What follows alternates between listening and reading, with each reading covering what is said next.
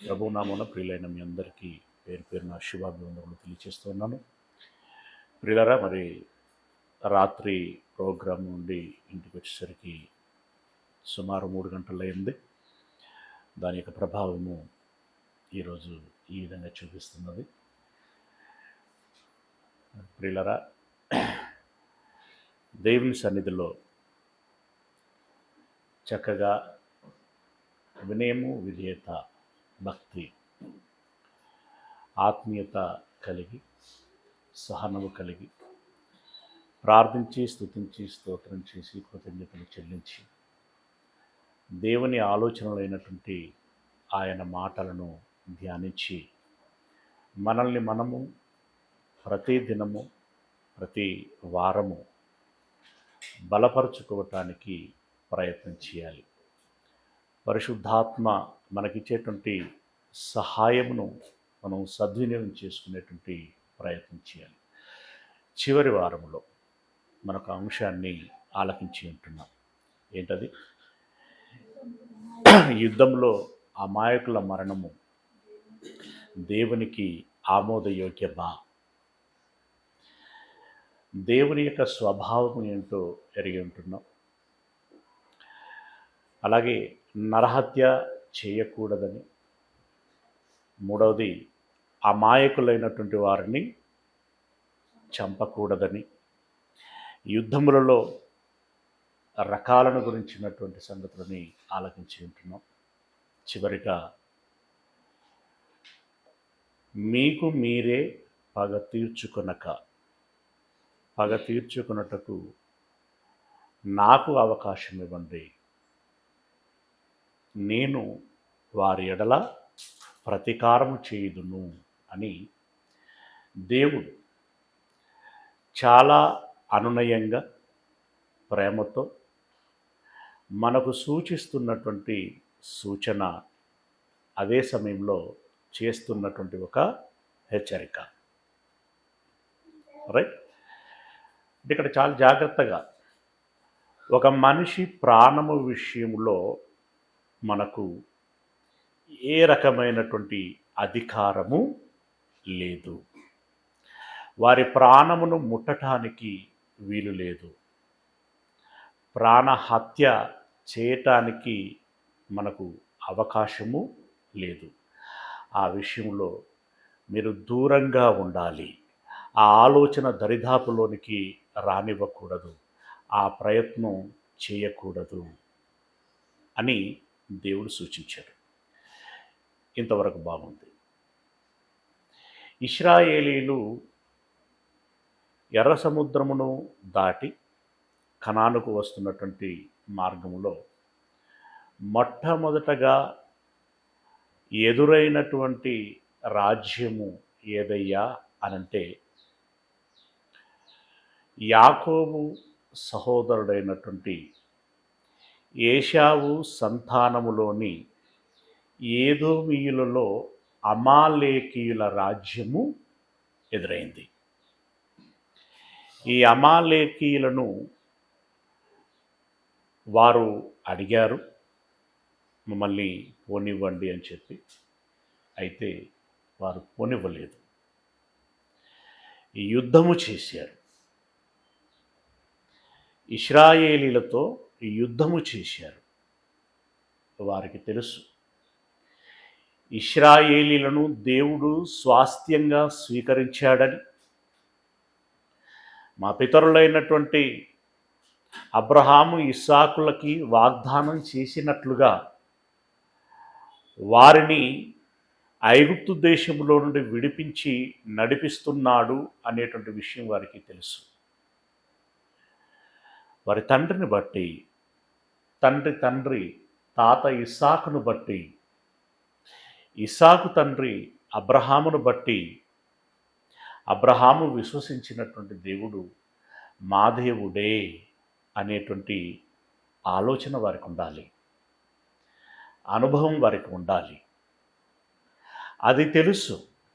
సరే, ఇదంతా తెలియకపోయినా ఐగుప్తు దేశంలో, ఇప్పుడు చూడండి, అమెరికాలో ఏ చిన్న ఇన్సిడెంట్ జరిగినా ప్రపంచమంతా తెలిసిపోతుంది. కదా. ఎందుకంటే అగ్రరాజ్యముగా ఉన్నది గనుక. ఆ రోజు ఉన్నటువంటి దేశాలలో అగ్రరాజ్యము ఏదయ్యారంటే ఐగుప్తు దేశం. ఐగుప్తు దేశంలో ఏ సంఘటన జరిగినా కూడా వెంటనే ఇతర దేశాలకు అది తెలిసిపోతుంది. మరి అక్కడ జరిగినటువంటి సంఘటన అంతా ఇంతనా? ఫరో రాజుని గజగజలాడించినటువంటి సంఘటన అది. ఐగుప్తు ప్రజలందరినీ అతలాకుతలం చేసినటువంటి సంఘటన అది. దాసులుగా ఉన్నటువంటి వారు, బానిసలుగా ఉన్నటువంటి వారు ఐగుప్తులని భయపడుచున్నారు అనంటే ఏంటి మతలబు అని చెప్పి చుట్టూ ఉన్నటువంటి దేశాలందరూ కూడా ఆరా తీసినటువంటి సందర్భాలు అవి. వాళ్ళు అలా ఆరా తీయగా ఆలోచించగా అర్థమైనటువంటి విషయం ఏంటంటే యెహోవా అనేటువంటి దేవుడే వారిని లేపి ఆ రకంగా వారిని శక్తిమంతులుగా చేసి సైన్యములకు అధిపతిగా ఐగుప్తీయులని దేవుడు ఆ రకంగా భయపెడుచున్నాడు అని. ఎందుకంటే అలా ఎలా తెలుస్తుందండి ఇతరులకి అని మీరు అంటారేమో. యెరికో పట్టణంకు వచ్చిన తర్వాత రాహాబు అనేటువంటి వేశ్య ఏమన్నదండి? ఐగుప్తులో నుండి ఎలా మిమ్మల్ని విడిపించాడో, ఎర్ర సముద్రము నుండి ఎలా దాటించాడో, అమాలేకీయులను, ఆ తర్వాత ఉన్నటువంటి మోయాబీ లాంటి వాళ్ళందరి మీద కూడా మీకు యుద్ధములో విజయముని ఇచ్చి నడిపిస్తున్నాడు అనేటువంటి విషయము నాకు తెలుసు. యెరికో పట్టణమును కూడా మీకు స్వాధీనపరుస్తాడు అని నేను నమ్ముచున్నాను. ఎక్కడి ఐగుప్తు దేశము, ఎక్కడి యెరికో పట్టణము? సెల్ ఫోన్లు లేవు, టీవీలు లేవు, కానీ వార్త మాత్రం వెళ్ళింది. అలాంటప్పుడు ఒక వేశ్యకి అంత సమాచారం తెలిస్తే రాజులకి ఎంత తెలియాలి? వారికి గూఢాచారులు ఉంటారు. ఎప్పటికప్పుడుగా విదేశాల నుండి సమాచారాన్ని చేరవేసేటువంటి వారు ఉంటారు.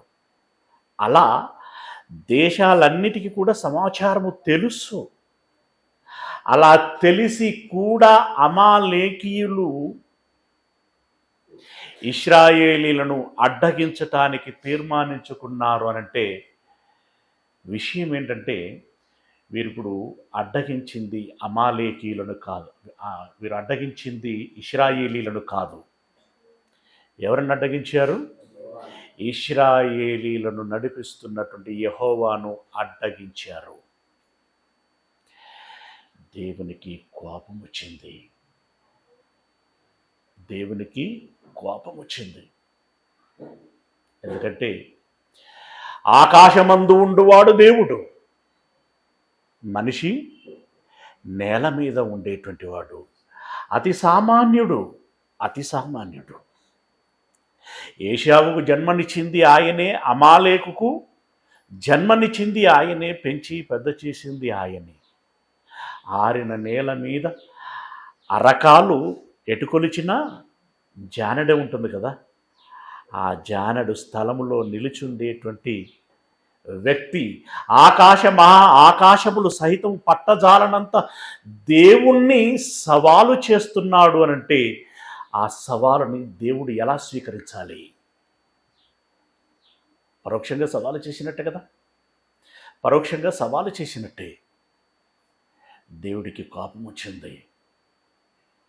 ఆ కోపములో ఆయన అన్నటువంటి మాట ఏంటంటే నిర్గమకాండము 17వ అధ్యాయము 16వ వచనము. నిర్గమకాండము 17వ అధ్యాయము 16వ వచనము. అమాలేకీయులు తమ చేతిని యెహోవా సింహాసనమునకు విరోధముగా ఎత్తిరి గనుక యెహోవాకు అమాలేకీయులకు తరతరముల వరకు యుద్ధము అనెను. నాకు వ్యతిరేకముగా వారి యొక్క స్వరమును ఎత్తారు, వారి యొక్క హస్తమును ఎత్తారు. ముఖ్యంగా దేవుని సింహాసనమునకు ఎదురు తిరిగారు. దేవుడు లోకమునకు రాజు, అధినేత, సైన్యములకు అధిపతి. అలాంటి దేవుని యొక్క సింహాసనమును అడ్డగించారు అంటే దాని అర్థం ఏంటి? దేవుణ్ణి అధికారాన్ని తృణీకరించారు అని దాని అర్థం. ఏపో అని అన్నారు. ఎవరిని? దేవుడిని. నువ్వు పోవాలనుకుంటే అలా తిరిగిపో, ఇంకెక్కడి నుండన్నా పో, మా దేశంలో పాదం మోపటానికి వీల్లేదు. ఎవరి దేశం, ఎవరి నేల, ఎవరి దేహం, ఎక్కడ నిలుచున్నావు, ఏం మాట్లాడుచున్నావు? ప్రిల్లరా, దేవుడికి చాలా ఆగ్రహం వేసింది. ఈ ఆగ్రహం మొదటిది ఏంటంటే ఆయన ఉనికిని ప్రశ్నించటం మొదటిదైతే, ఆ దేవుణ్ణి అర్థం చేసుకోకుండా అంత నిర్లక్ష్యంగా వారి తండ్రే దూరం అయ్యాడంటే ఆ తండ్రి మార్గములోనే ఈ పిల్లలు నడవటము అనేటువంటిది దేవుడికి ఆగ్రహము కలిగించినటువంటి విషయము. ఆలోచించరా? అవకాశాలను ఇస్తున్నాను కదా, వినరా, ఎరగరా, మారరా, నా దగ్గరికి రారా? ఏంటి పెడుసుదనం, ఏమిటి పెక్కుదనం, తలబిరుసు? దేవుడికి కోపం వచ్చింది. పైన ఏమన్నాడు చూడండి, పైన ఏమన్నాడు 14వ వచనంలో, అప్పుడు యెహోవా మోషేతో ఇట్లా, నేను అమాలేకీల పేరు ఆకాశము క్రింద ఉండకుండా బొత్తిగా తుడిచివేయుదును గనుక జ్ఞాపకార్థముగా గ్రంథములో దీన్ని వ్రాసి యెహోషువకు వినిపించుము.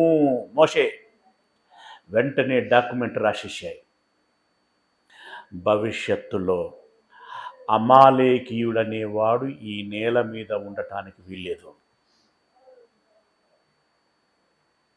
ఎందుకంటే మొదటగా అంటే ఐగుప్తు దేశములో నుండి ఇశ్రాయేలీలను తీసుకొస్తున్నటువంటి వేళ మొదటగా సవాలు విసిరిన వారు అమాలేకీయులు. వీళ్ళ విషయంలో ఉదారంగా ఉన్నాడు అనుకోండి, ఆ తర్వాత దేశపు వాడు ఏం చేస్తాడు? ఆ తర్వాత దేశపు వాడు ఏం చేస్తాడు? ఆ తర్వాత తరము వాడు ఏం చేస్తాడు? భవిష్యత్తు తరాలన్నిటినీ చూడబోతున్నటువంటి దేవుడికి ఆ తరాలు ఎలా కనపడతాయి? ఈ హెచ్చరిక, ఈ శిక్ష ప్రపంచానికి ఒక పాఠము కావాలి. రాయ్, అమాలేకీయులు ఆకాశము క్రింద ఉండకుండా బొత్తిగా తుడిచివేయబడతారు. డాక్యుమెంటు రాయి. ఇది యెహోషువకు తెలియాలి, తదనంతరపు న్యాయాధిపతులకు తెలియాలి, తదుపరి రాజులకు తెలియాలి. ఆ మేరకి అమాలేకీయులు భూమి మీద నుండి బొత్తిగా తొలగించబడాలి. దేవుడు ప్రేమామయుడండి, మర్చిపోకూడదు. సంపూర్ణంగా ప్రేమించేటువంటి వాడు,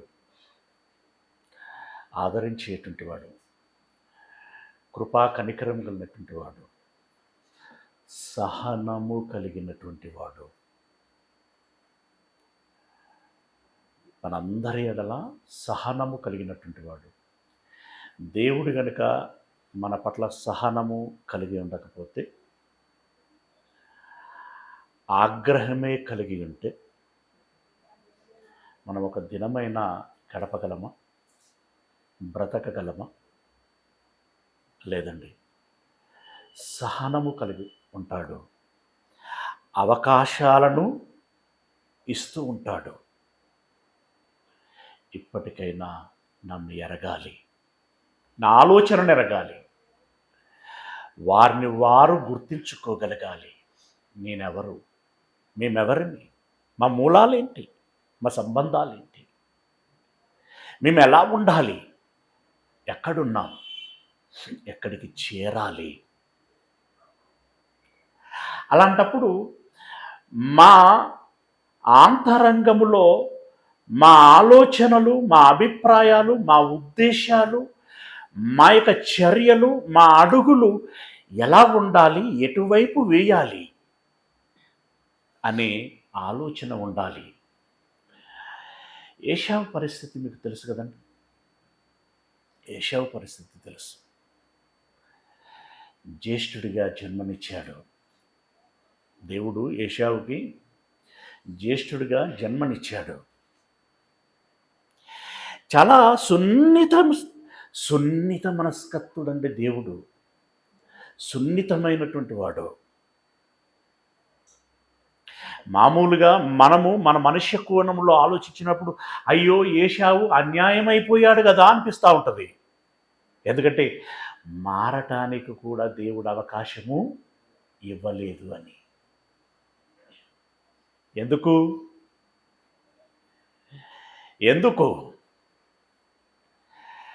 చాలామంది ఎవరికైనా ఈ సత్యమును తెలియచేస్తూ, దేవుడి గురించి తెలియచేస్తూ మీరు మారండి అని అన్నాం అనుకోండి, కొందరు వారి మనసులో అనుకుంటారు, మరికొందరు బాహటంగానే అన్నారు. ఈ వయస్సులో మారితే భవిష్యత్ ఎంతో ఉంది, ఈ సంతోషాలు ఆనందాలన్నీ విడిచిపెట్టుకోవలసి వస్తుంది. నో, ముందు జీవితాన్ని ఆస్వాదిద్దాం, ఆనందిద్దాం. ఎప్పటిదాకా? కాళ్ళు రెక్కలు దగ్గర పడేదాకా. చెవులు ఎప్పుడైతే వినబడవో, కళ్ళు ఎప్పుడైతే కనబడవో, కాళ్ళు ఎప్పుడైతే కదలలేవో అప్పుడు భజన చేద్దాం. దేవుని సన్నిధికి చేరి దేవుని పాట పాడదాం, ప్రార్థిద్దాం, అప్పుడు మొక్కుకుందాం, దేవా దేవా దేవా.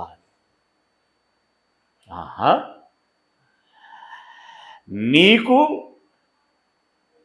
నీ ఇష్టము, నీ సంతోషము, నీ సుఖము అనుకున్నంతసేపు నన్ను దూరం పెట్టాలి. ఇక నీ కాళ్ళు రెక్కలు దగ్గర పడిన తర్వాత అప్పుడు దేవా భవిష్యత్తు నీ చేతిలో పెట్టుకుంటున్నానని నా దగ్గరికి రావాలి. ఇదేమి అవకాశవాదం? ఇక్కడ నా మాటకి మీరు విలువనిచ్చింది అక్కడ, గౌరవాన్ని ఇచ్చింది అక్కడ, నాకు లోబడింది అక్కడ, నన్ను స్వీకరించింది అక్కడ లేదు కదా. మీ సుఖము ప్రథమం అనుకున్నారు. మీ తండ్రిని, మీ అధికారిని, మీ రాజునైనటువంటి నన్ను, మీ దేవుడనైనటువంటి నన్ను తర్వాత అనుకున్నారు. ఇప్పుడు చెప్పండి, యవ్వనము నడి వయస్సు అంతా కూడా మనము మనకిష్టం వచ్చినట్టుగా విచ్చలవిడిగా తినుచు, త్రాగుచు, ఆడుచు, పాడుచు, భయము లేక, భీతి లేక, భక్తి లేక ఇష్టమైనటువంటి బ్రతికి అవకాశమంతా మనం తీసుకొని ఆ తదుపరి ఇప్పుడు నన్ను నీ చేతులకు అప్పగించుకుంటున్నాను దేవా, నాకు రక్షణనివ్వండి అని అన్నాం అనుకోండి, అది ఏ మేరకి సబబు? ఇప్పుడు దేవుని వర్షం పక్కకు పెట్టండి, కనీసం మన మనస్సాక్షి మనకేం చెప్తుంది? అది సమంజసకరమా? కాదు. ఏశావు విషయంలో కూడా జ్యేష్ఠత్వం ఇచ్చినప్పుడు పుట్టుకతో కదా. ఈయన వేటగాడై విలువిద్య నేర్చి ఆ రకంగా ఒక కుటుంబ జీవితాన్ని కొనసాగిస్తున్నటువంటి సమయం ఎప్పుడు? యవ్వన ప్రాయంలోకి వచ్చిన తర్వాత కదా. అంటే ఇంచుమించు ఎంతకాలం ఇచ్చాడు? ఇంచుమించు ఎంతకాలం ఇచ్చాడు వారికి? యవన ప్రాయం అంటే ఓ 30 సంవత్సరాలు అనుకుందాం, అవునా? ఓ 30 సంవత్సరాలు, అక్యురేట్గా మనకు తెలియదు, ఓ 30 సంవత్సరాలు. అందులో 15 సంవత్సరాలు ఎరగని కాలం అని తీసేద్దాం. ఓ 15 సంవత్సరాలు. అందులో ఫిల్టర్ చేసి 5 సంవత్సరాలు పక్క పెడదాం. 10 సంవత్సరాలు చాలా వాల్యుబుల్ టైం మనకి ఆయన ఉంది. ఏం చేయాలి? ఏం చేయాలి? ఏం అర్థం చేసుకోవాలి? ఏం అర్థం చేసుకోవాలి? దేవుడు ప్రథమం. ఇక్కడ మీరు డిఫరెన్స్ తెలుసుకోవాలి. అన్యులు ఉన్నారనుకోండి, ఇప్పుడు మన బోటి వారం చేయాల్సినటువంటి పని ఏంటంటే ఆదరణ ప్రథమం. ఆ తర్వాత దేవుడు వారికి అర్థమవుతాడు, అంతేనా? కానీ మన బోటి వారికి ఎలా ఉండాలి? దేవుడు ప్రథమం, ఆ తర్వాత ఆరోగ్యం, ఆకలి, అవసరాలు, ఇవన్నీ. అవునా కాదా? అవునా కాదా? అవును. మరి ఏశావు ఎవరి వరుసలో ఉన్నాడు? అబ్రహాము, ఇస్సాకు వరుసలో ఉన్నాడు కదా. ఆయనకి ఎలా కనపడాలి ఇప్పుడు? దేవుడు ప్రథమం, ఆకలి తర్వాత, ఆకలి తర్వాత, అవసరము తర్వాత. ఈ స్పృహ కోల్పోయాడు ఆయన, ఈ ఇంగితము కోల్పోయాడు ఆయన. మనము అదే చెప్పాను కదా, మనము మన పర్సెప్షన్లో చూసినప్పుడు దేవుడు ఇంత కఠినుడా అనిపిస్తుంటుంది. నో, నీకు 10 సంవత్సరాల సమయం ఇచ్చాడు, ఇంకా ఎక్కువే ఇచ్చాడు. మనం కుదించి 10 సంవత్సరాలు అంటున్నాం. ఇన్ని రోజులు నువ్వు ఏం అర్థం చేసుకోవాలి? నీ తాత అబ్రహాము అనుభవం ఏంటి? నీ తండ్రి ఇస్సాకు, నీ ముత్తాత అబ్రహాము అనుభవం ఏంటి? నీ తాత ఇస్సాకు అనుభవం ఏంటి? నీ గురించినటువంటి ఏశావుకు తండ్రి ఇస్సాకు కదా, తండ్రి, రైట్, తాత అబ్రహాము, అవునా? వారి అనుభవాలేంటి? నీకేం తెలియని అప్పటికే. ఏమంటే అబ్రహాము యొక్క అనుభవాలు అంతా ఇంతనండి దేవునితో. నా స్నేహితుడు అని అన్నాడు. స్నేహితుడితో ఎలా ఉంటారండి? భుజం మీద చేసి, ఏంట్రా బాగున్నావా, ఇక్కడ ఎవరు లేరు కాబట్టి చేయట్లో పెడుతున్నా, అంత ఫ్రీగా, అంత ఓపెన్ హార్టెడ్తో ఉంటారు కదా. ఎట్లంటే అట్లుంటారండి ఫ్రెండ్స్ అంటే. భుజాల మీద చేసుకుంటారు, చేతులు కలుపుకుంటారు, ఆలింగనం చేసుకుంటారు, అవునా? అంత ఓపెన్ హార్టెడ్గా ఉంటారు. మరి ఇస్సాకు విషయంలో ఎక్కువగా రాయబడలేదు, కానీ ఇస్సాకును కూడా దేవుడు అడాప్ట్ చేసుకున్నాడు. పరిచయం చేసుకున్నప్పుడల్లా ఏమైనా పరిచయం చేసుకున్నాడు? అబ్రహాము, ఇస్సాకు, యాకోబుల దేవుడను, అవునా? యాకోబుల దేవుడను. పిల్లరా, అలాంటి ఇస్సాకులో నుండి వచ్చినటువంటి ఏశావు ఆకలేసింది, అర్థం చేసుకోగలం. ఓకే, ఆకలేసింది, అర్థం చేసుకోగలం. కానీ అతడు ఏం నమ్మగలగాలి? ఏం ఎరగగలగాలి? దేవుడు నన్ను ఎంచుకొని నాకు ఇచ్చినటువంటి ఈ జ్యేష్ఠత్వాన్ని నేను గౌరవించాలి. రెండవది, కాపాడుకోవాలి. గౌరవించాలి మీన్స్ జ్యేష్ఠత్వాన్ని గౌరవించటం అంటే దాని అర్థం ఏంటి? దేవుణ్ణి గౌరవించటం. ఎందుకంటే దేవుణ్ణి అవకాశం ఇచ్చాడు. ఇప్పుడు నేను ఫర్ ఎగ్జాంపుల్ మీలో ఎవరి మీదనో ఇష్టపడ్డాను, ఇట్ మీన్స్ బైబిల్ బాగా చదివారనో, పాట బాగా పాడారనో, అవునా, మంచి భక్తి కలిగి ఉన్నారనో, మంచి క్రియలు చేస్తున్నారనో ముచ్చటపడి ఏదైనా గిఫ్ట్ ఇద్దామని ఇప్పుడు ఇట్లాగే నిలబడి మహేందర్ ఇటు రా అని పిలిచాను. వేప ఊరితే నేను అంతనా అన్నాడు అనుకో, నాకు ఎలా ఉంటుంది? నాకే ఇలా ఉంటే మహేందర్కి దేవుడికి ఎంత తేడా ఉండాలి? ఉంటుందా? ఉండాలి. ఇప్పుడు ఉదాహరణకి దేవుడు మహేందర్కి ఒక జీవితాన్ని ఇచ్చాడు, ఒక కారణంతో ఇచ్చాడు కదా, జన్మ కారణం తెలుసు కదా మనందరికీ. ఆ జీవితాన్ని అతడు ఏం చేయాలి? ఆ జీవితము అతడు ఏం చేయాలి? దేవుడు ఇచ్చిన జీవితం ఎందుకోసమైతే ఇచ్చాడో అందుకోసము 100% వాడి దానికి న్యాయం చేయాలి. నాకు బాధ అవుతున్నదనో, నాకు కష్టం అవుతున్నదనో, నా ఇష్టము నెరవేరుటలేదనో ఆయన తన జీవితం మీద ఏమంటా తెలుసా విరక్తి చెంది ఎందుకు ఈ బతుకు అని అన్నాడు అనుకో, అమ్మా నాన్నల కోపం సంగతి పక్క పెట్టు, అన్నదమ్ముల కోపం సంగతి పెట్టు, సంఘస్థుల కోపం పక్కకు పెట్టు, దేవుడి కోపం.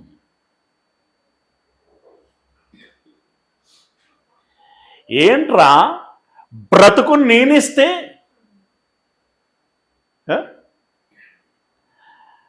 ఆ బ్రతుకును కాదంటావా అని అంటాడా లేదా?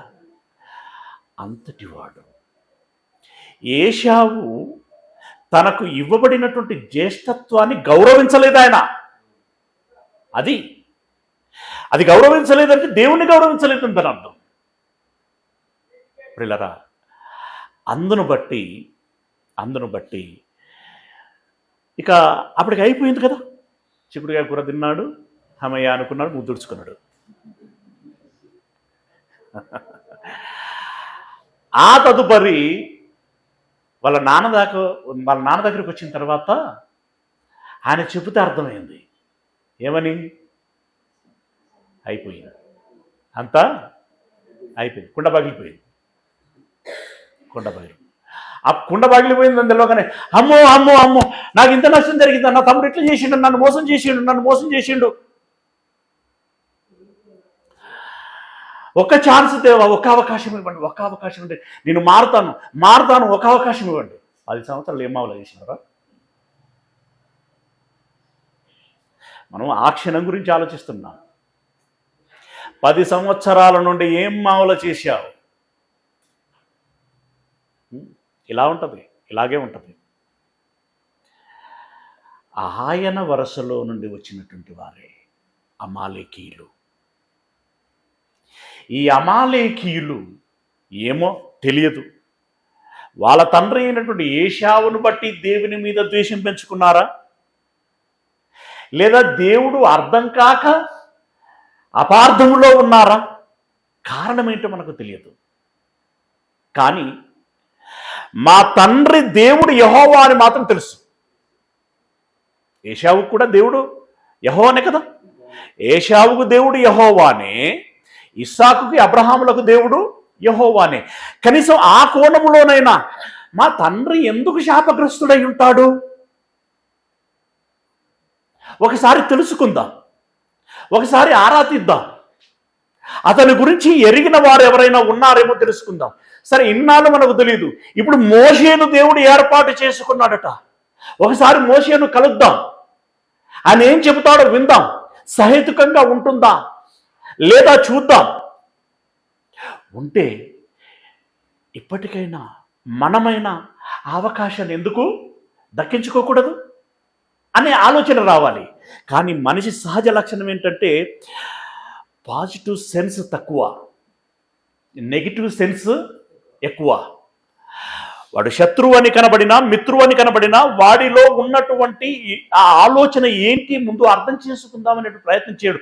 అసలు ఏం జరిగింది అనేటువంటి ఆలోచన చేయడానికి ప్రయత్నం చేయడు.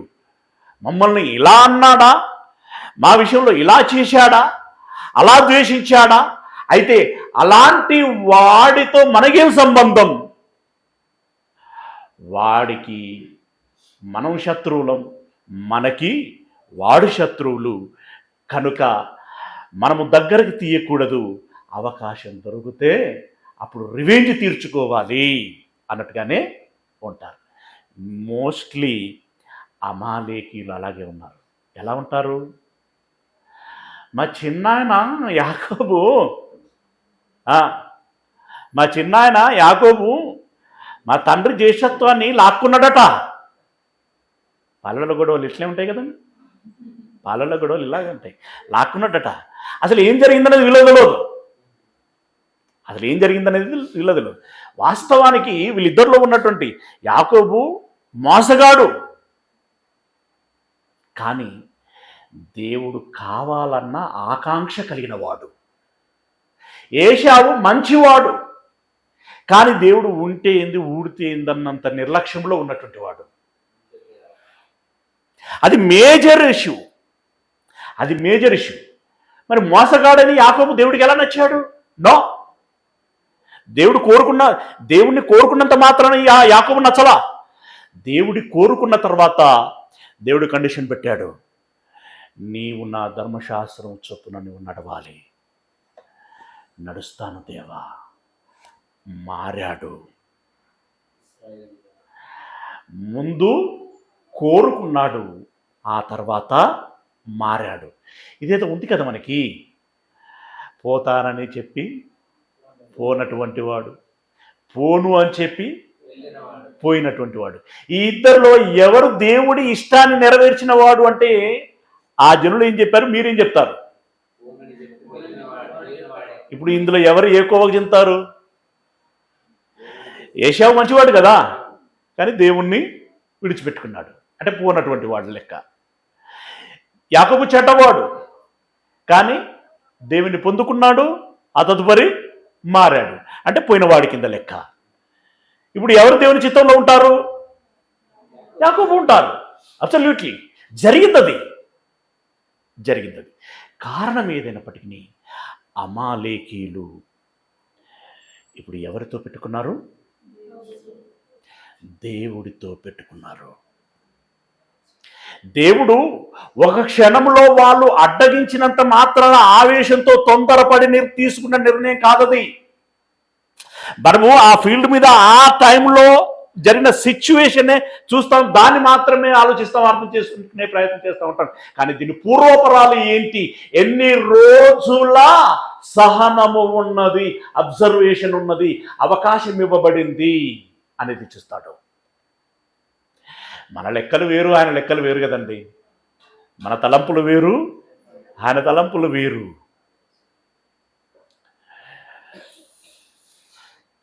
వీళ్ళలో ఒక్కడు ఉండటానికి వీల్లేదు. తుడి చేస్తాను, రాసిపెట్టు, నీ తదనంతరం యెహోషువ చూడాలది, ఆయన తదనంతరం సౌలు చూడాలది అని చెప్పాడు. పెద్ద విషయాలండి ఇవన్నీ. మనం ఇప్పుడు రీసెర్చ్ పరిశోధన చేస్తున్నటువంటి అంశము చిన్నది కాదు. ఇది ఎక్కడి దాకా వస్తుందో తెలుసా? సాతానికి మనకు జరుగుతున్నటువంటి యుద్ధములో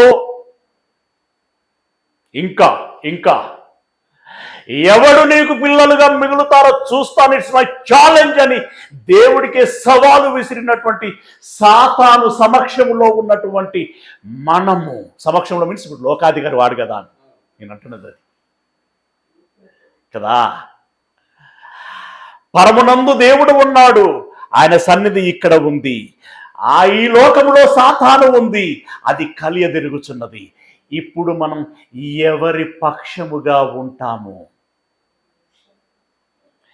దేవుడు ఇది విషయము అని మన దృష్టికి తీసుకొస్తాడు, మన అంటడు ముంటడు. ఆయన బలవంతం చెయ్యడు, కానీ అంతా చూస్తూ ఉంటాడు.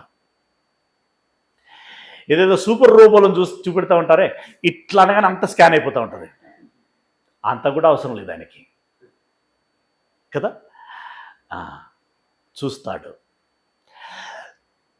దాని సమయం వచ్చినప్పుడు దాని ప్రకారంగా వ్యాజ్యమాడి తీర్పు తీరుస్తాడు. అది ఆయన లెక్క. రైట్. ఇప్పుడు ఆ మాట అన్న తర్వాత కూడా రాసిపెట్టు, అప్పుడు ముట్టలేదండి. మీరు ఇప్పుడు వాడిని చంపేయాలనుకుంటే ఆ సమయానికి దేవునికి ఎంత సమయం పడితే చెప్పండి? ఎంత? ఇప్పుడు రాసిపెట్టు, తర్వాత యెహోషువకి ఇవ్వు, ఆ యెహోషువ వాళ్ళ తర్వాత తరాల వారికి ఇస్తాడు, అలా సౌలు దాకా చేరుతుంది. ఇంత టైం అవసరం దేవుడికి? క్షణములో ఊపిరి ఆపేయలేడా? అంటే మీరు ఊపిరి ఎంతకాలం బిగపట్టగలరు?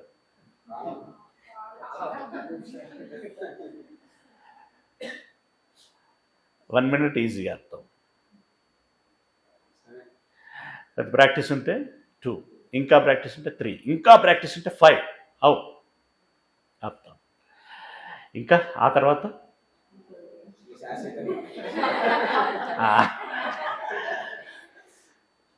అంటే అప్పుడు ఎక్స్పర్ట్ అవుతాం అన్నమాట. శాశ్వతంగా ఆపేస్తాం కదా. చంపడానికి ఎంత సమయం దేవుడికి?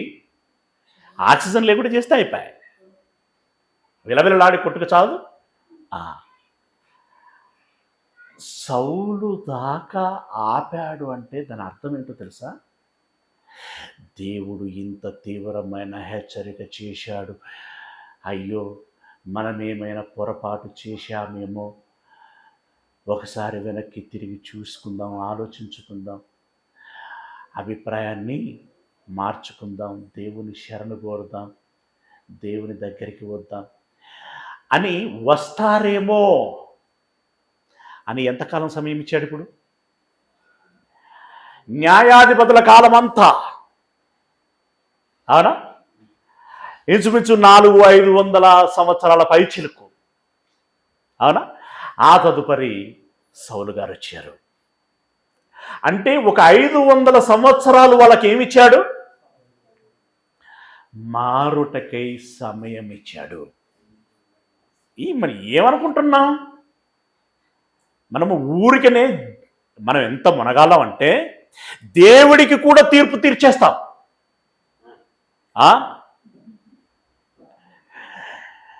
దేవుడికి కూడా, దేవుడు మంచివాడు చెడ్డవాడు, ఇక్కడ తప్పు చేశాడు ఇక్కడ ఒప్పు చేశాడు అని మనం తేల్చేస్తాం. ప్రియులారా, దేవుడు సౌలు గారు రాజైన తర్వాత ఇంకొక విషయం ఏంటంటే, దేవునికి మతిమరుపు లేదండోయ్. ఉంటే బాగుండేమో కదా. దేవుడికి మతిమరుపు ఉండదు.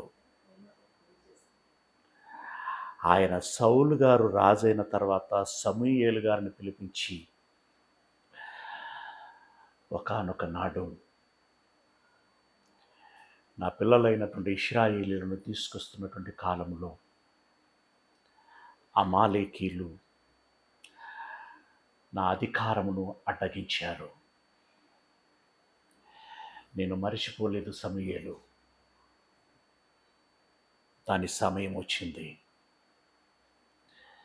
నువ్వెళ్ళు, సౌలుకు చెప్పు, వ్రాయించిన మాదిరిగా ఆకాశము కింద అమాలేకీయుడు ఉండకూడదు.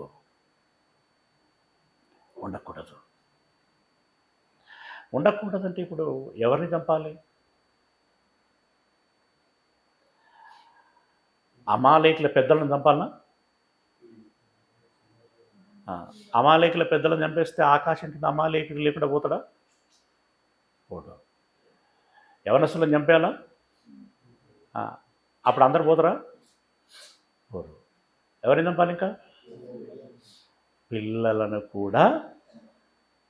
సౌలుకు అదే చెప్పాడు. సమూయేలు గ్రంథం మొదటిది, సమూయేలు గ్రంథం మొదటి పుస్తకం 15వ అధ్యాయము 3వ వచనం. కాబట్టి నీవు పోయి కనికరింపక. ఏం దేవుడు కరుణామయుడు కృపామయుడు అంటాం కదా, కనికరింపక అంటాడేంటి? ఆ కరుణతోటేరా బాబు ఆ రోజు నిన్ను చంపకుండా ఉండింది. ఆ కరుణతోటేరా బాబు 500 సంవత్సరాలు నీకు అవకాశం ఇచ్చింది.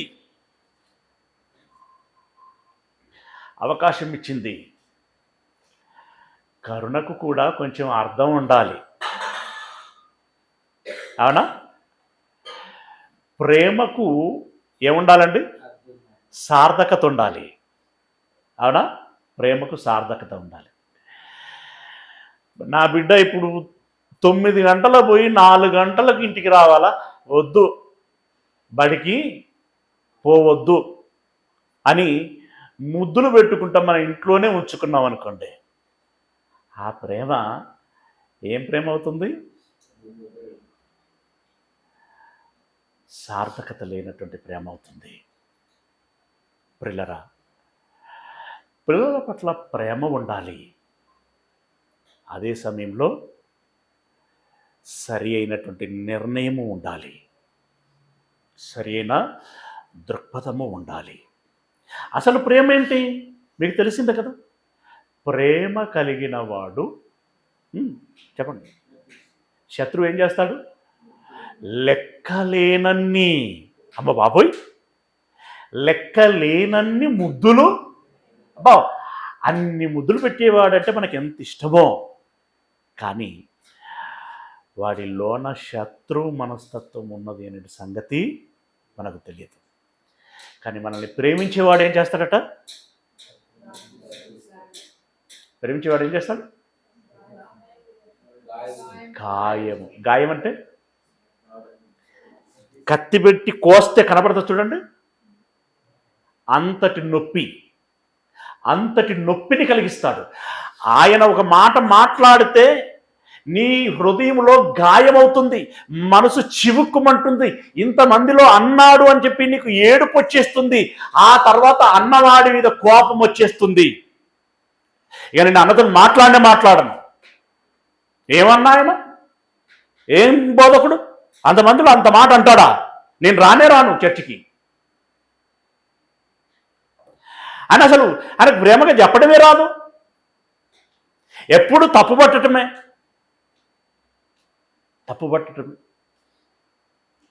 మర్చిపోకూడదు. మిమ్మల్ని కోప్పడిన వాడే నిజాయితీగా మిమ్మల్ని ప్రేమించేటుంటాడు. పారదర్శకమైన ప్రేమ. నువ్వేం చేసినా పర్వాలేదు చెల్లి, పర్వాలేదన్నా, దేవుడు మన మీద కృప చూపిస్తాడు, ప్రార్థన చేసుకుందాం. మీరు దేవుని దగ్గరికి రావటమే గొప్ప విషయం, మీరు మాటలు వినటమే గొప్ప విషయం అని కవరింగ్ చేసుకుంటూ వెళ్ళామనుకో, అది చివరికి ఏమవుతుందండి? పిల్లరా, తీరని శోకంగా మారిపోతుంది. అది తీరని శోకంగా మారిపోతుంది. అలాంటి పరిస్థితి రాకూడదు. చెప్పేశాడు, సమూయేలుతో చెప్పిస్తున్నాడు, ఏమని? కనికరింపక అమాలేకీయులను హతము చేయుచు పురుషులనేమి, స్త్రీలనేమి, బాలురనేమి, పసిపిల్లలనేమి, ఎద్దులనేమి, గొర్రెలనేమి, ఒంటెలనేమి, గార్ధాబములనేమి అన్నిటినీ హతము చేసి వారికి కలిగినదంతయు బొత్తిగా పాడు చేసి అమాలేకీయులను నిర్మూలము చేయుమని చెప్పెను. అన్నట్టుగానే సౌలు గారు వెళ్ళారు. ఇప్పుడు అమాలేకీయుడు అనేటుంటాడు భూమి మీద లేడండి, లేకుండా లాగున తుడిచిపెట్టేశాడు. గార్ధాబులు పోయినాయి, గొర్రెలు పోయినాయి, ఆస్తిపాస్తులు ఏం ఉన్నా పోయినాయి. కానీ అసలు ముఖ్యంగా ఏం పోయింది అక్కడ? ప్రాణములు పోయాయి. ఎవరెవరి ప్రాణాలు? ఏం చెప్పాడు ఇక్కడ? పురుషులు, స్త్రీలు, బాలురు, పసిపిల్లలు, అందరినీ చంపేసేయమన్నాడు. ఈయనేం దేవుడు అండి, పసిపిల్లలను చంపేయమంటాడేంటి? పసిపిల్లలను చంపేయమంటాడండి. ప్రియులరా, ఒక విషయం ఏంటంటే, పెద్దలదైనా యవనస్తులదైనా పిల్లలదైనా ప్రాణమే. పసిపిల్లలతో ప్రాణం, యవనస్తులతో ప్రాణం ఉండదు, అందరిది ప్రాణం. కాకపోతే ఇక్కడ పసిపిల్లల మీద సింపతి ఎందుకు ఉంటుందంటే, ఈ యవనస్తుడు వీళ్ళు ఏమైనా తప్పులు చేస్తే చేయటానికి ఉంటుంది, కానీ పసిపిల్లలు వాళ్ళు కల్లా కపటం లేనటువంటి వారు, ముక్కుపచ్చలారనేటువంటి వారు, వారి భవిష్యత్తు ఎంతో ఉన్నటువంటి వారు. అలాంటి వారి ప్రాణములు కూడా తీసేసేంత కర్కశుడా, బైబిల్ దేవుడు, వీళ్ళ యెహోవా దేవుడు ఎంత కఠినుడో చూడండి.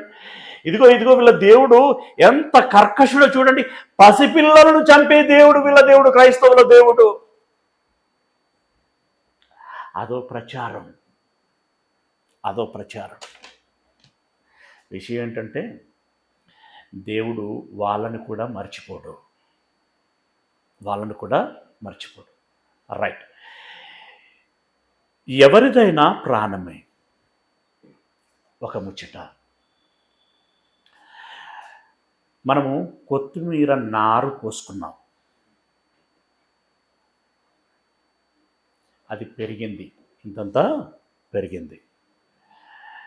అక్కడికి రాగానే గుమగుమలా వాసన వచ్చేస్తుంది. ఆదివారం చికెన్ తెచ్చుకున్నాం, వెంటనే ఏం జ్ఞాపకం వస్తుంది? కొత్తిమీర. నువ్వే నాటావు, తర్వాత ఏం చేస్తున్నావు? ఇప్పుడు పోయి ఏం చేస్తావు? పీకేస్తావు. కొత్తిమీర కనుక నోరుంటే ఏ బతివే నువ్వు, నన్ను బీకుతున్నావేంటి, నన్ను చంపేస్తున్నావేంటి అని అన్నదనుకో, నారు పోసిన నీకేమనిపిస్తుంది?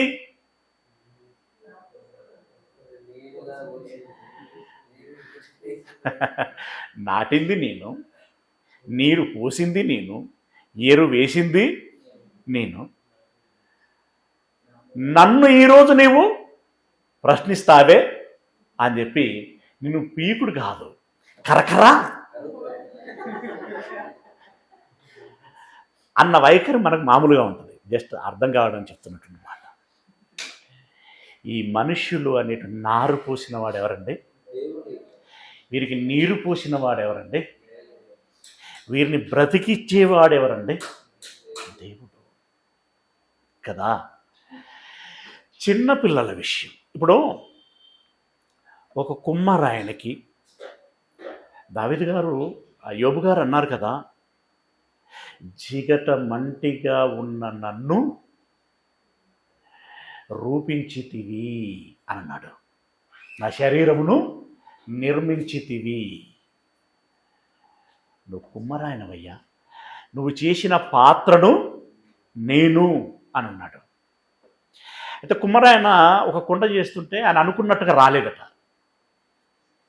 చేసిండు, మొత్తం చేసిన తర్వాత ఆయన మనసులో అనుకున్నాడు, కానీ తీర తయారైన తర్వాత చూస్తే దాని రూపం వేరే ఉన్నది. అప్పుడు ఏం చేసిండట, దాన్ని మళ్ళీ కచ్చపిచ్చ పిసికి ముద్దగొట్టేసాడు. ఆ కుండ ఏంది, నీ ఇష్టం వచ్చినట్టు చేసుడు, నీ ఇష్టం వచ్చినట్టు పిసికేసుడా అని కుండ కనుక కుమ్మరాయనని అన్నదనుకోండి, ఆయనకు బ్యాట్ ఉంటుంది తెలుసా మీకు? కుమ్మరాయనకి ఒక బ్యాట్ ఉంటుంది. దాంతో ఏం చేస్తాడు? అంతవరకు కొట్టిన దెబ్బ కంటే ఇప్పుడు ఇంకా కొంచెం గట్టిగా పడుతుంది. ఏందే, నువ్వే నన్ను అడిగేదానివైనవా? పిల్లరా, ఈ కుమ్మరాయనతోటి ఈ నారు పోసిన రైతుతోటి పోల్చుకుంటే దేవుడు ఎంత ఉన్నతమైనటువంటి వాడు. ఆయన మూలంగానే కదా సమస్తము కలిగింది కదా. ఇంకొక విషయం, మామూలుగా ఇప్పుడు మనం భక్తులం ఉన్నాం కదా, నిజంగా మనం ఇప్పుడు సంపూర్ణ స్థితిలో ఉన్నాం అనుకుంటే మనకిప్పుడు బ్రతుకు మేళ చావు మేళ హార్ట్ వర్క్ చెప్పండి. నాలెడ్జ్ ఉంది కనుక చెప్పాం. ఇదే నాలెడ్జ్ లేనటువంటి వాళ్ళు, ఈ అవగాహన లేనటువంటి వాళ్ళు ఏం కోరుకుంటారు? బ్రతకాలని కోరుకుంటారు. దేవుడు చంపేస్తున్నాడు అంటే ఆ దేవుడు అన్యాయం చేస్తున్నాడు అని భావిస్తుంటారు కదా. డిఫరెన్స్ అది. చిన్నపిల్లల విషయంలో ఏం చెప్పాడు? ఈలాంటి వారిదే అంటే ఇప్పుడు వారు చంపబడితే త్వరగా దేవుని యొద్దకు వెళ్తున్నారు. అంతకంటే అదృష్టం, మహాభాగ్యం ఏముంటుంది? చిన్న పిల్లల చావు వారి పేరట వారికి ధన్యత. జీర్ణమవుతుందన్నమాట ఇది. చిన్నపిల్లల చావు వారికి ఒక వరం, వారికి ఒక అదృష్టం. ఎందుకంటే ఎదిగితే రకరకాల తంత్రాలు కొని తెచ్చుకుంటాం, కల్పించుకుంటాం, వాటితోటి చేయకూడనివన్నీ చేసేస్తాం, దేవుని ఆగ్రహానికి గురైపోతాం. అంతకంటే మరి ఇది ఎరిగిన అనుభవంతో కదా భక్తులు, యోబు లాంటి వారు ఏమన్నారు, అమ్మ గర్భంలో ఉన్నప్పుడే నేను కళ్ళు మూసుంటే రాలిపోయింటే బాగుండు కదా, లేదా జన్మించి సూర్యుడిని చూడక మునిపే నేను మరణించి ఉంటే నాకు మేలు కదా, బాగుండేది కదా అని అన్నారు. కనుక ఈలాంటి వారిదే పరలోక రాజ్యం అని ప్రభు యేసు చెప్పినట్టుగా వారి మరణము వారి పేరట వారికి ఆశీర్వాదకరం. ఇది అర్థం చేసుకున్నోడికి మాత్రమే అర్థమవుతుంది. ఈ జ్ఞానం లేకపోతే లోకులకు అది వెర్రితనంగా ఇదేం ఆలోచన రా బాబు వీళ్ళకి అని అనుకుంటాడు కదా, ఇదేం పిచ్చిరా బాబు వీళ్ళకి అని అనుకుంటా ఉంటాడు. రైట్. ఇక యవనస్తుల సంగతి, పెద్దవాళ్ళ సంగతి పిల్లరా, ఇందాక చెప్పాను కదా, వీళ్ళకి ఆలోచించుకునే అవకాశం ఇచ్చాడు, మారలా లెక్క తేలుస్తున్నాడు. ఓకేనా? రైట్. వీళ్ళ సంగతి ఇలా ఉంచండి. ఇప్పుడు యెహోషువ గారు నాయకత్వంలో యెరికో పట్టణస్తులను నిర్దాక్షిణ్యంగా చంపేశారా లేదా, రాహాబు కుటుంబాన్ని విడిచిపెట్టి? అవునా? ఇక తర్వాత ఎన్ని పట్టణాలండి, ఎన్ని యుద్ధాలండి, ఎంత నరమేధం, ఎంత నరమేధం. ఇక మన దావీదు గారు యుద్ధం చేస్తేనైతే కత్తి అలసిపోయింది, రక్తం ఆయన హస్తాన్ని తడిపేసింది, ముద్రపడిపోయింది. ఏమని? దావీదంటే నరహంతకుడు అని. ఎస్, మిగతా రాజ్యాలన్నీ అవే మాట్లాడుకున్నాయి. దావీదు అతడు ఒక నరహంతకుడు, అంత ముద్రపడిపోయింది. అంటే అంతమందిని దేవుడు చంపించాడు. ఎస్, అంతమందిని చంపించాడు. మనం ఇప్పుడు ఏం ఆలోచిస్తున్నామంటే, దేవుడే హంతకుడా, దేవుడే నరమేధము చేసినటువంటి వాడా, దేవుడే ఇన్ని రకాలైనటువంటి యుద్ధాలకి కారణమా? ఇది ఎక్కడి నుండి పుట్టుకొస్తున్నది ప్రశ్న అనంటే, చెప్పాను కదా, అమాయకుల ప్రాణం, ఎవరెవరో యుద్ధాలు చేసుకుంటున్నారు, మధ్యలో అమాయకుల ప్రాణాలు పోవుచున్నాయి అనేటువంటి కోణంలో నుండి పుట్టుకొచ్చినటువంటి అంశం ఇది. ఇప్పుడు దేవుడే చంపేస్తున్నాడు. అబ్రహామునకి వాగ్దానం ఇచ్చాడు దేవుడు, ఏమని? నీ సంతానమునకు ఈ భూమిని ఇస్తాను. కానీ అప్పటికక్కడ ఎవరున్నారు? అమోరీయులు ఉన్నారు. అంటే మిగతా కనానీయులందరూ ఉన్నారు, వాళ్ళతో పాటు అమోరీయులు ఉన్నారు. ఈ అమోరీయులను ఉద్దేశించి ఒక మాట అన్నాడు. చూడండి ఏమన్నాడు? ఆదికాండం 15వ అధ్యాయము, ఆదికాండము 15వ అధ్యాయము 16వ వచనం. అమోరీయుల అక్రమము ఇంకా సంపూర్ణము కాలేదు కనుక. అక్రమము అంటే ఏంటి? సంపూర్ణము అంటే ఏంటి? ఇంకా కాలేదంటే మనకి దాని అర్థం ఏంటి? ఎప్పుడో ప్రారంభించిల్లు, దాన్ని కొనసాగిస్తున్నారు, నిండుకునే పరిస్థితి వచ్చింది. ఇంకా సంపూర్ణము కాలేదు కనుక నీ 4వ తరము వారు,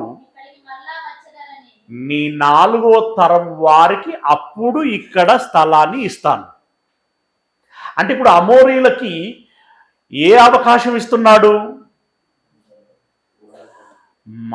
వాళ్ళ తప్పులను తెలుసుకొని వారు మారే అవకాశం ఇస్తున్నాడు. ఎన్ని సంవత్సరాలు? 400 సంవత్సరాలు. చిన్నదాది కాదు కదా, 400 సంవత్సరాలు. వీళ్ళంటారు వాళ్ళ పితరులు చేసిన తప్పుకి వీళ్ళను చంపుతాడట 400 సంవత్సరాలకి. అడ్డుకున్నది పితరులు కదా, 400 సంవత్సరాల క్రితం ఉన్నటువంటి వాళ్ళు. ఎవరు? అమాలేకీల విషయంలో చెప్తున్నాను నేను. అమాలేకీల విషయంలో వాళ్ళ పితరులే అడ్డుకున్నారు. కానీ మా పితరులు ఎందుకు అడ్డుకున్నారు అనేటువంటి ఆలోచన అమాలేకీల వారసులకి ఉండాలి కదా. అంత ఎక్కడుంటుందన్నా ఆలోచన? ఎట్లొస్తుందన్నా? ఎట్లొస్తుందన్నా? నీవు నీ తండ్రిని గురించి ఆలోచించావు కదా, అయినప్పుడు నీ తండ్రి దేవుడు ఎవరు అనేది నువ్వు ఆలోచిస్తావు కదా, ఆలోచించాలి కదా. పోనీ అదంతా కాదు, ఐగుప్తు దేశంలో ఏం జరిగిందో నీకు తెలుసు కదా, ఏం చెప్పుకుంటూ వారిని తీసుకొస్తున్నాడో నీకు తెలుసు కదా. దాన్ని బట్టి అయినా నువ్వు ఆలోచించాలి కదా, ఆలోచించలేదు. రైట్. ఇప్పుడు ఈ అమోరీయులు ఎవరు? ఈ అమోరీయులు ఎవరు? అమోరీయులు కనానీయులు. కనానీయులు అంటే ఎవరి? కనాన్ ఎవరి కుమారుడు? కనానీయులు అంటే కనాను పిల్లలు. ఈ కనాను ఎవరి కుమారుడు? హాము సంతానం. హాము ఎవరి కుమారుడు? నోవహు ఎవరు?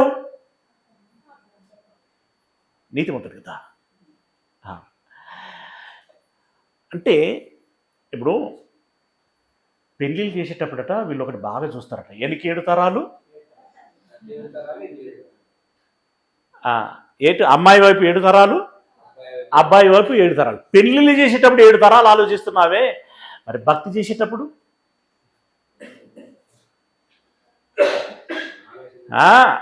లాజిక్ ఎక్కడైనా లాజికే, సూత్రం ఎక్కడైనా వర్తించాల్సిందే, వర్తించాల్సిందే. మరి ఇప్పుడు ఈ అమోరీలకి ఎన్ని తరాల వాళ్ళు అవుతారు? వాళ్ళు ఈ 7లో ఉంటారు, అవునా? సరే, ఏదేమైనప్పటికీ వారికి చెబుతున్నాడు 400 సంవత్సరాల తర్వాత వీళ్ళకి ఇస్తాను అని అంటున్నాడంటే 400 సంవత్సరాల అవకాశం వారికి ఇస్తున్నాడు. గమనించాలి, గమనించాలి. ఇప్పుడు మనం చాలామంది విషయంలో అన్యులకు బాబు ఏం తెలియదు, ఏం తెలియదు అని అనుకుంటున్నాం. నో, వాళ్ళకి ఏం తెలియదు అని మనం అనుకోవటం మన అమాయకత్వం. వాళ్ళకంతా తెలిసింది, వాళ్ళకంతా తెలిసింది, అయినా మారటం లేదు, అంతే. ఎక్కడో ఉంటుండొచ్చండి ఒక 5%, ఓ 10% తెలియని వారు. యేసుక్రీస్తుని గురించి తెలియని వాళ్ళు ఉన్నారండి? చదువుకున్నటువంటి వారిలో క్రీస్తు శకం క్రీస్తు పూర్వం అని రాయనటువంటి వాళ్ళు ఉన్నారండి? ఏమండి? ప్రపంచంలో అత్యధిక పాపులేషన్ క్రైస్తవులు అని తెలియనటువంటి వాళ్ళు ఉన్నారా? వీళ్ళ నాయకుడు యేసు ప్రభుల వారని తెలియని వారు ఉన్నారా? ఆ యేసు ప్రభువు ఇదిగో నా తండ్రి పరమునందు ఉన్నాడని చెప్పుచున్నాడు అనేటువంటి విషయం తెలియనటువంటి వారు ఉన్నారా? పిల్లరా, దేవుడు వారికి కూడా ఇంకా ఏమిస్తున్నాడు అన్నమాట? అవకాశం ఇస్తున్నాడు, అవకాశం ఇస్తున్నాడు. ఈ అవకాశము ఇస్తున్నటువంటి దేవుడు ఇలా చంపుచున్నటువంటి ఈ దేవుణ్ణి మనము ఎలా అర్థం చేసుకోవాలి? ఇంకా ఏం జరుగుచున్నది? మిమ్మల్ని ఇంకింకా లోతుల్లోనికి తీసుకెళ్ళేటువంటి ప్రయత్నం చేస్తాను. డెఫినెట్గా మనకు చాలా అవసరం. నాగభూషణం గారు, మీరు దేవుని నమ్ముకుని ఎన్ని సంవత్సరాలు అవుతుంది? అందాదా 4 సంవత్సరాలు. మీ అనుభవం చిన్నదే అన్న. మీరు శ్యామనా 25 years, ఓకేనా? 25 years అంటే మనకు ఇప్పటికే మన భక్తి జీవితంలో, క్రైస్తవ జీవితంలో చాలా అనుభవము ఉన్నది. అన్నకంటే అక్క సీనియర్ ఏమో, మీది ఎప్పుడక్క? 15 సంవత్సరాలు. మీరు సీనియర్లే, అవునా? ఇంత భక్తి జీవితము అంటే అంటే 4 సంవత్సరాలు కూడా చిన్న పీరియడ్ ఏం కాదండి, సద్వినియోగం చేసుకోవాలి. కానీ అది కూడా చాలా దినములు కదా, సంవత్సరానికి 365 దినాలు, అలా 4 సంవత్సరాలు అంటే సుదీర్ఘమైనటువంటి సమయం. ఈ సుదీర్ఘమైనటువంటి సమయంలో మనము దేవుని యొక్క అంతరంగములోనికి తొంగి చూసి పూర్తిగా ఎరగగలగాలి. గజ ఈతగాళ్ళు సముద్ర అడుగు భాగములోనికి వెళ్ళి అక్కడ ఏమేమి ఉన్నదని అంతా చూసేస్తారు, అవునా? అంతా చూసేస్తారు. అక్కడ విలువైనది ఏదైనా కనపడితే దాన్ని పట్టుకొని వస్తారు. ఇప్పుడు మనం అలా దేవుని అంతరంగంలోనికి వెళ్ళాలి మన అనుభవాలను బట్టి. మీరు అనుభవము కలిగినటువంటి వారిని ఆ అనుభవంతో మరింత లోతుల్లోనికి తీసుకెళ్ళటానికి నేను ప్రయత్నం చేస్తున్నాను. మేబీ మీకు అర్థమైతే అది సక్సెస్ అవుతుంది, మీకు అర్థం కాకపోతే నా ప్రయత్నం ఫెయిల్యూర్ అవుతుంది. నా అంచనా తప్పింది అని దాని అర్థం, తప్పుతుంది అని దాని అర్థం. ఓకే, మీరు అర్థం చేసుకోండి. మీరు పేషెన్సీ తోటి ఉండండి, చాలా జాగ్రత్తగా గమనిస్తూ ఉండండి. మనకి సాలిడ్ ఆన్సర్ మనకు రావాలి. ఆ మేరకు మనం ఏం చేయాలి? చిలుకుతూనే ఉండాలి. వెన్న వచ్చేంతవరకు చిలుకుతూనే ఉండాలి. యాష్టొత్తందంటే కుదరదు, అవునా? ఆ వెన్న కోసం మనమందరం వేచి చూద్దాం. ఓకేనా? God bless you.